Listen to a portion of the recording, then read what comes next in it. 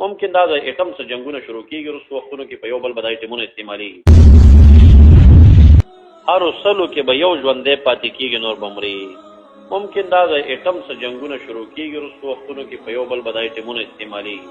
ټول به مړه شي سره دا هغه ملحمت عظما ده دغه وخت سره فتح د قسطنطنیې او خروج د دجال چې دی په 7 اشهر او دا چې ماضي آخر زمان خو به شپږ یا اوه یا 9 کاله تېري بیا به دجال روځي نو دې نه پته لګي چې دا ملحمت عظما هم د ماضي آخر زمان آخري وخت دی کله چې کفار په دې پوه شي چې یاره دا خو یې ټولې ځمکې رانه ونیوي نو بیا به دې وخت کې دوی استعمال د دغې آلاتو د جنګ کوي د ګمان داسې دی چې دی به استعمال د ایټمونو وکړي د څه وکړي او حتی کې د صف د مجاهدینو کې به څوک داسې سړی نه ګوري چې هغه یو کرتې لیدلی وي مخکې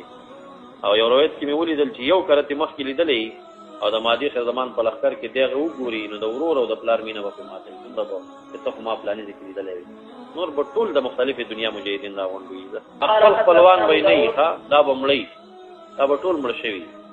او یا به دی چې مرتد شوي وي دا وخت داسې دی چې نفاق نشته یو کفر د اسلام هسې مونږ غواړو خو دا امتحان غوښتل دي ځکه چې د ماتې زمان دور دا ډېر سخت دور دی تمامې دنیا سره مقابله ده د جهاد سره یو کله خدا بیا نیولې کېږي د ترمیزي دور کې خدا فتح شوې ده خدا بیا دا دې ونیول شوه بیا به فتح کېږي دویمې فتحې ته اشاره ده